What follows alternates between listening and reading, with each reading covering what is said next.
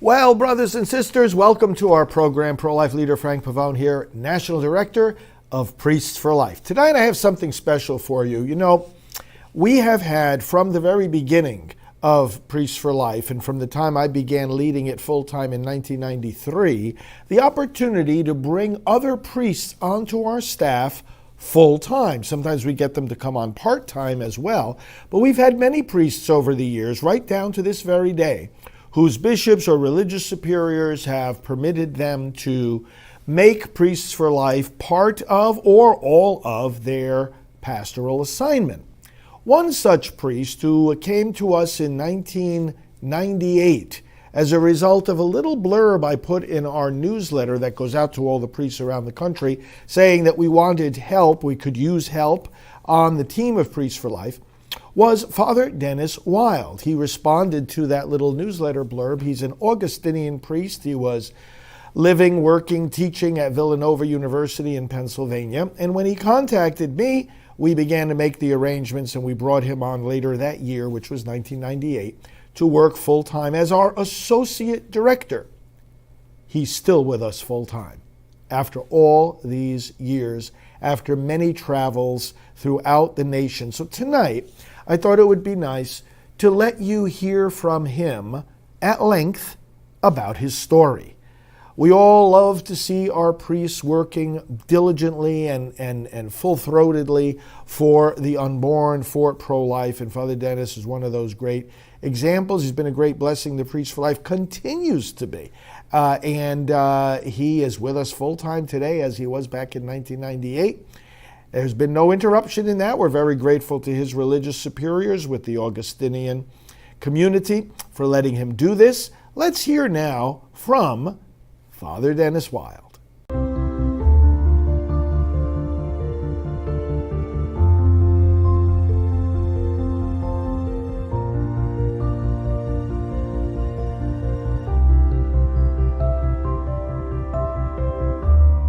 Well, 1998 was the date. I was happily teaching at Villanova University, did courses in music. I was associate professor there. But the Lord was kind of probing my mind and saying, you know, there's more important things in life than resolving dominant seventh chords. Or actually, I enjoyed my time with music, but I also felt very strongly, and I had been preaching for a long time, on abortion and what it's doing to the country and what it's doing to the unborn as well as to the whole culture. So that being said, I was interested in another group, Human Life International. It didn't really work out too well. So I came home from Virginia, where I was meeting with the people there, and then I picked up the mail. And Father Pavone, who was in Rome at the time, was still writing things for Priests for Life. He had begun that some years before that. And I had been getting his missives as well. And I read that, and it simply said, pray to the Holy Spirit. If somebody wants to come on board as priest, pray that he might be able to be free to do that.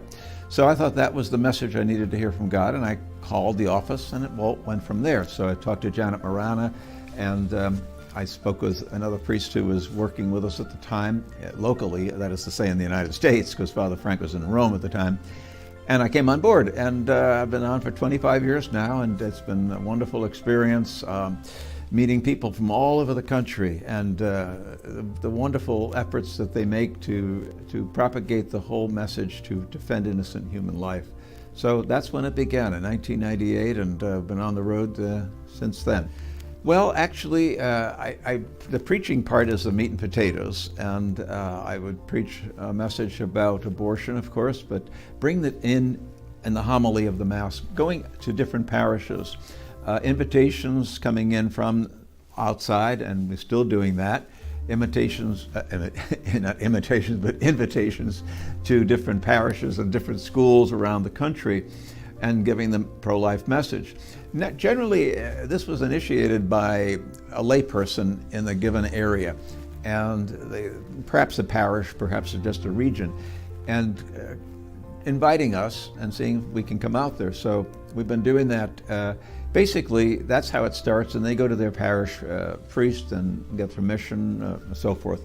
So, but I say the meat and potatoes is the homily, doing that in all the masses on a given Sunday at a parish. So I have done about 850 of those around the country. That's to say different venues. We'd have about 4 or 5 venues, maybe schools, there might be some KFC meeting, there might be something else in the parish, and of course the homilies given on the weekend, adding those all, bundling them together. But about 850 of them around the country. And the beautiful thing is to see the church, you can see it up close, you know, you can see it around different parts of the country, have different emphases, that's for sure. But all around, there's a faith that's Eucharistic, that is sacramental, that is the love of the unborn, and family, you know, the families that I've met, it's been a beautiful thing. So I feel we've been able to bring to them, but they've certainly brought as much to me in their wonderful faith-filled lives. Well, I remember, I think one place in Louisiana was in Lafayette, and I was all over the place all week. I mean, this is a general idea here. I did the masses on the weekend in several parishes. I was in schools. I think I visited all the Catholic schools in that diocese one day at each school for about 3 or 4 hours, different classes.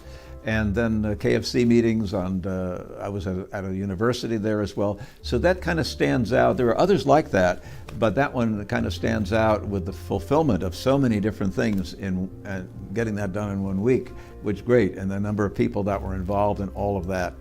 Another one was, I remember in the beginning when I was showing some of the pro-life images of the baby growing in the womb, believe it or not, to first, second, and third graders. Very, very well done in a way that it was designed for them to see. And you could look at the screen, and I was walking around the classroom, you know, and they were down kind of on the floor looking at this thing, and the faces the reflection of their faces on the screen, not too many years older than the babies that were in the womb that were being shown. It was a beautiful thing to see. I mean, that's just kind of an image of how close we are to the unborn. And those little children were eating it up. They thought it was wonder. And it was. There wasn't anything that was about abortion. We weren't showing that. We were showing just the pictures of babies that were growing in the womb in a very simple way that they could digest that. Haven't done that in a while, but that was something that I do remember. Another thing, though, I do remember going to an abortion, going to a crisis. No, it's actually to an abortion mill, and somewhere, I think it was one of the Kentucky, it might have been, and going there, and somebody came up to me and said, you know, there's somebody here that doesn't usually come. They would go on a Saturday, and I've joined them for that weekend. And the lady said, this person, and then she told her story, and that her daughter was about to have an abortion. She was coming there to pray with the rest of the people so that, you know, she would not. So I said, well, let's get on the phone. Let's see if we can talk with her. And she said, well, I don't know if she wants to. Well, let's give it a try. So we tried, and I called her, and she sounded matter of fact, and I talked to her about, you know, the future, how you would feel after this, you know, and so many mothers are regretting the past abortions that they've had, and you don't want to go through all of that. And she said, oh, I know, I've been told that I might later on feel this. She was very glib, I thought, matter of fact about it, and I feel, well, this doesn't seem like it's going anywhere right now. That's what I thought. Well, I got a message from her about 3 or 4 months later, after she gave birth to the child, that she was thinking of abortion. I had a picture of it, you know. So things like that tell us that you never know. The effort's got to be made. You never know what the results are going to be. Even when people seem like they're turned off by it, we have to persist on that. And I think that's played out, and I think it's been rewarded over the years. When we do that kind of thing, God answers it, not in our time, but in the time that He wants to do.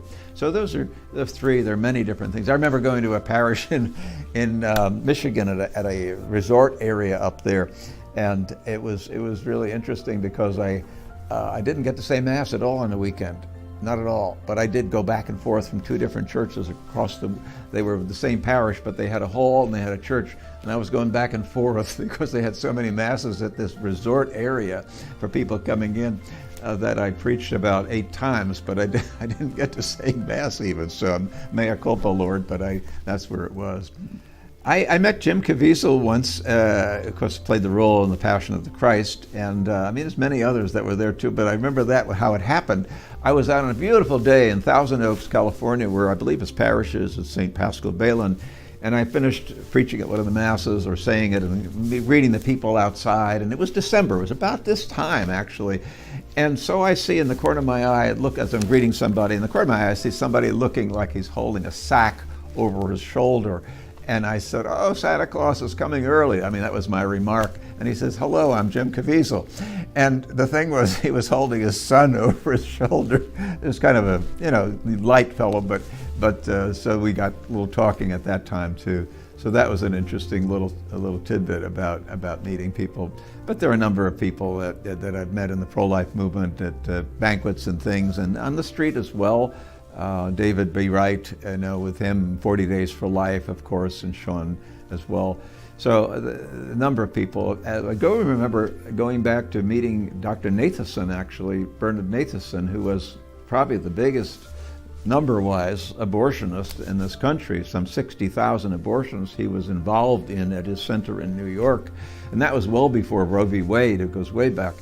But I remember meeting him, I think it was around maybe 2000, 1999, very early in my stay at Priests for Life. And he was drawing to the end of his life, and then he became rather ill afterwards and died. He was brought into the church by Cardinal O'Connor, and that was a beautiful thing too, how that happened. But here was a man, I talk about somebody who was really in the throes of the death squad of abortion, and now then became a Catholic, and so meeting him, I think, was a very important thing.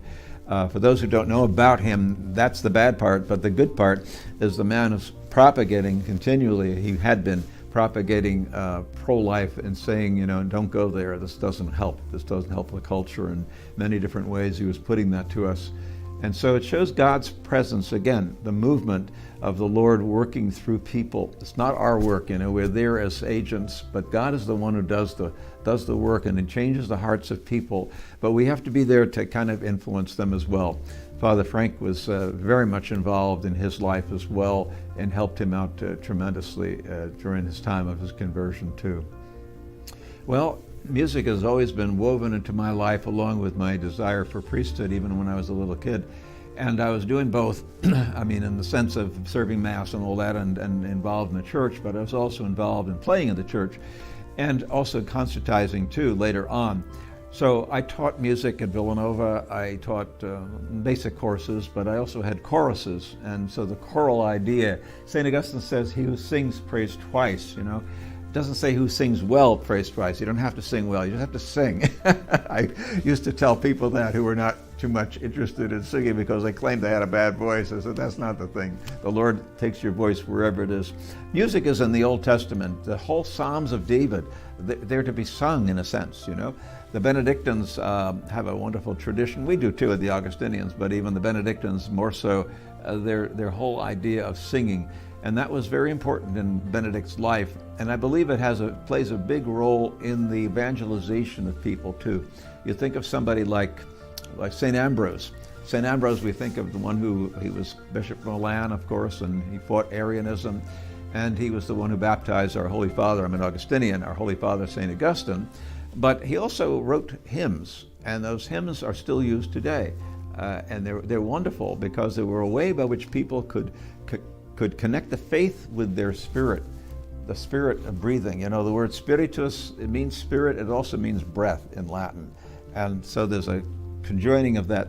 So I'm steeped very much in the singing part, in the vocal part, in the choral part of music. I love it. But I'm also steeped in piano and organ, doing that.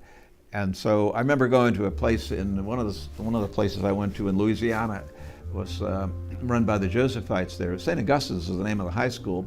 And I remember going there, and the father who was there at the time, he's not there anymore, but he said, when you come out, I'll introduce you, just go right to the piano, don't come on stage. It had an assembly of all the people there.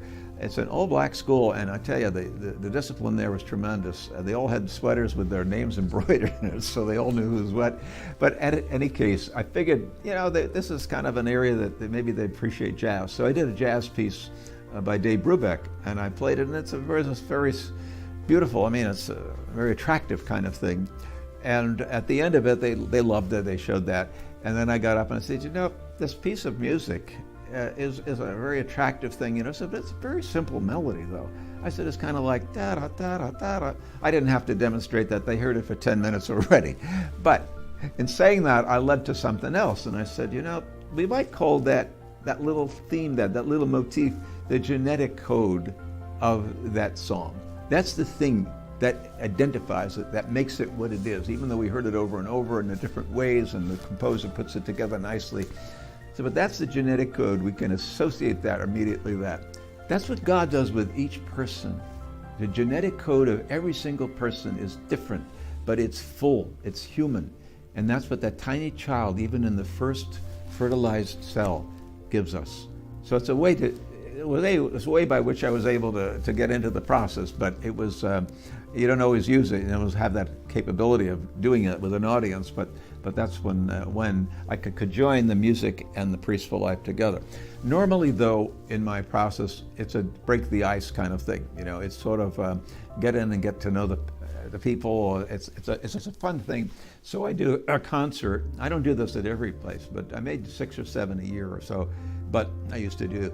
But if they had a good piano, I said, that's fine, as part of our trip plan, and I'll do a concert for the people there.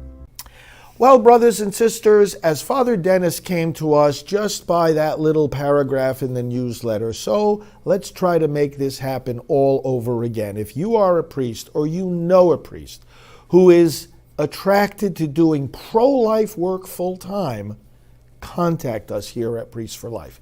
You can call our main office at 321-500-1000. We've got a very simple, easy-to-remember phone number, 321-500-1000. Or email us at mail@priestsforlife.org, and we'll take it from there. And if, on the other hand, you have a pregnancy center banquet, a pro-life event, a prayer vigil, a school presentation that you want to arrange, anything you may want Father Denis to do in your community, contact us at that same number, 321-500-1000, and ask for an arrangement for Father to come to your community. We can work on that as well. Thanks, Father Denis Wilde. Thanks to all the priests over the years who have helped us. Thanks to you for your commitment to the pro-life movement and to Priests for Life. Let's continue working together